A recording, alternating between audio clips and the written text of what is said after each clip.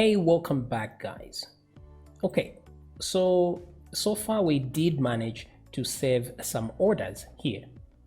We did save this order.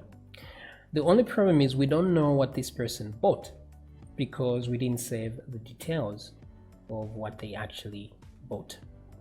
So the important thing is now to save the details.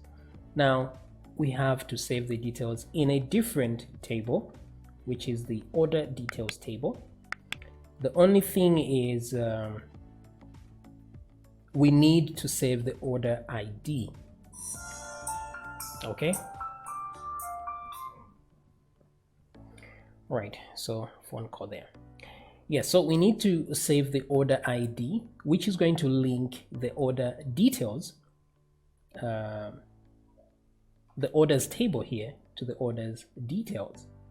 That way we know where they belong. Okay, so let's see if we can actually do that, which is not a difficult thing at all. Okay, so let's go to our text editor for a second here, and let's go to the controllers, because this is where it's happening in the checkout controller right here. So in here we did load a model, and we had the save order right there. So inside the save order we supplied the rows which contains the items that we actually ordered. So this is where we have to go, and this is in the order model. So let's go to the models and let's get the order class right here, which is this one, save order, and this is rows there. So all we need to do is loop through these rows and we will be golden. So I will what shall I do here? Let me show what is in here for a second and do a die like that, so that while we are saving, we know exactly what we are getting. So if I click checkout here for, and then just type some useless data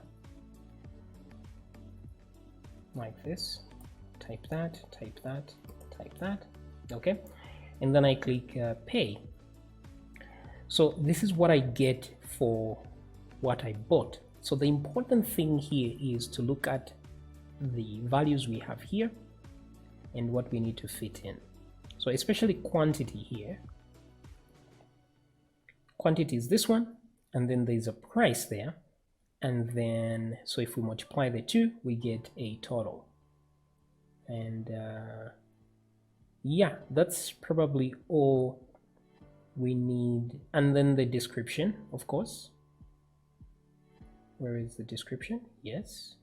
And then the order ID. Now this one is going to be interesting, because let me come back here to orders. We would need to check here to see what we've saved it as so far, and then grab it from there. So what I will do is this. Let's come down here. So at this point we have written to the database. Okay, so all we need to do is read from that database immediately, so that we know what was the last order number that was used. Okay, and now to get that order number we just have to read the ID over here. And now how do we read the ID from there? Which is simple. So let's just say save details, like so. So first of all, let's get the order number.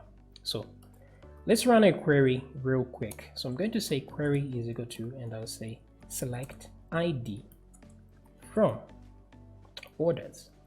Okay, limit 1, because we just want one item here. And the important thing is to order by ID descending. So what this will do is it will start from the very last entry, and then you just get one item, so they need to get the very last one used. Okay, so here we will say db read, like so.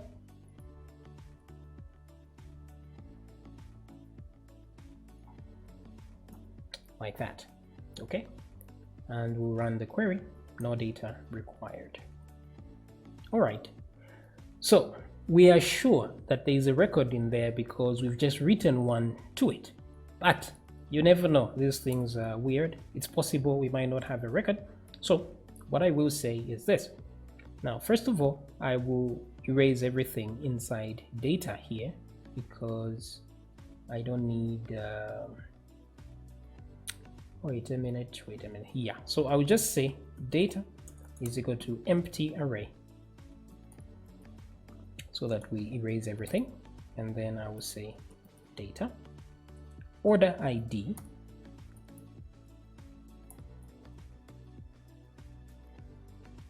like this is equal to, so I will equate it to 0 for now. That way, even though I don't find an entry here, at least I'll have 0 to fall back on. So here I will just check if result, if the result is an array, which means everything went well, what will I do? I will say this one, wait a minute, countries, post, state, no, what am I looking for? State. Okay, there we go.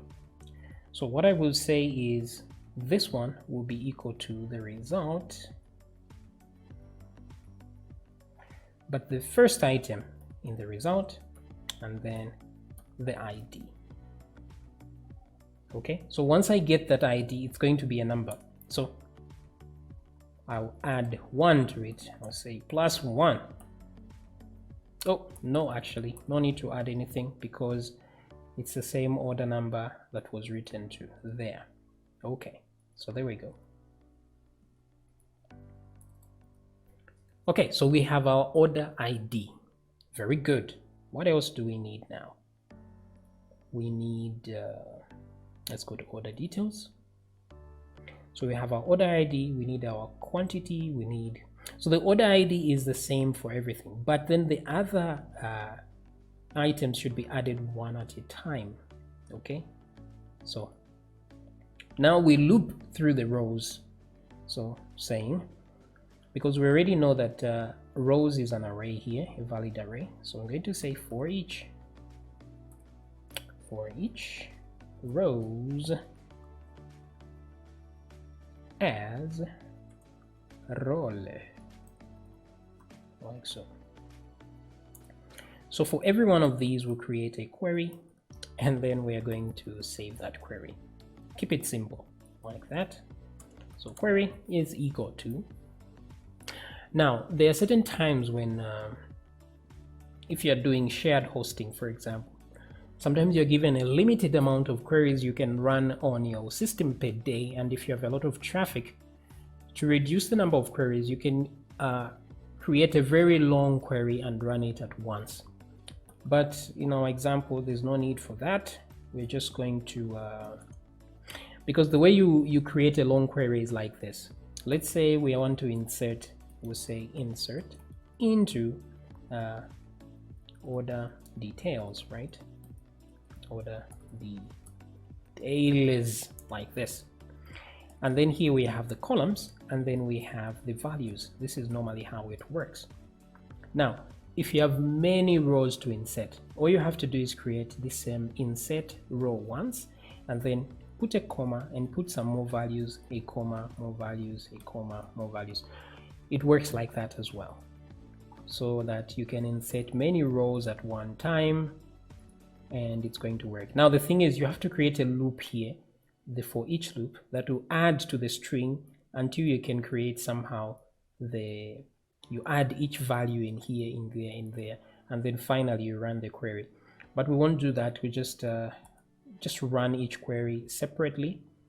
So I will copy this part right there, paste it here. Yeah. And yes. So data, yes, we'll get data. So instead here, maybe what I will do is just set this order ID to a variable of its own like this. Order ID like that. And then here, same thing, order ID like so. Okay. The reason I've done this is because through each loop, I want to reset the data variable. That way it won't affect this order ID. So here, what I will do is just say data. I'll move this data is equal to empty array here, so that it's emptied through each cycle. So say data order ID will be equal to whatever the order ID is at the time, like so. Okay, so what other data do we need? So let's look at our table. So the table says we need quantity, we need description, and amount. So let's do that. Let's write them here. So we need order ID, QTY, description, amount, total, I'm guessing,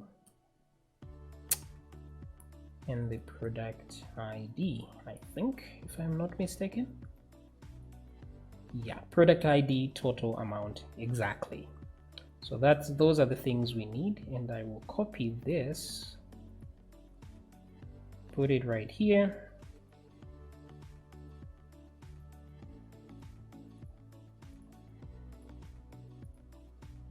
Full stop, like that. Okay, pretty good. Now to populate the data variable. So I'll duplicate this a couple of times. And this one I will say quantity. Now quantity will be getting from row like this. Let's come back here and check where it is. It's called cart quantity. Okay. So remember that these are objects, so it's going to be row like this, and then the arrow cart underscore quantity. So I should have copied that instead. So duplicate this a couple of times, and then description, what else, amount, oops. Anyway, I can remove the cart at the end, it's all good. Amount, total, and then product ID, yes. Wait a minute, does it exist? No, the product ID is just the ID, yes. Or we can use the slag if we want, but I don't know here. Maybe it's entirely up to you. If you want the slag or you want the ID there. Let's see what the data type is though. Product ID, if we go to structure, what is the data type? It's a big int. So of course we are going to use, we're going for the ID. Okay. So this one is ID. And this is going to be product ID, like so. All right, so cart here, remove all that. Okay, cart quantity, description, amount, total. Now the total is just a multiplication of this times that. So I'll put that there. Put a multiplication sign and put a row amount there. Okay, so very good there. I think that does it. Okay, and then we write every time. Okay, So looking good. So let's test the phenomena and see if it actually works. So let's go back to the checkout.php. Oh, is it? No. The checkout, the order, no, it's the order class itself. And I shall remove what is here on top, the blocker. And then I will refresh my data. Resend. Oops, I saw an error there.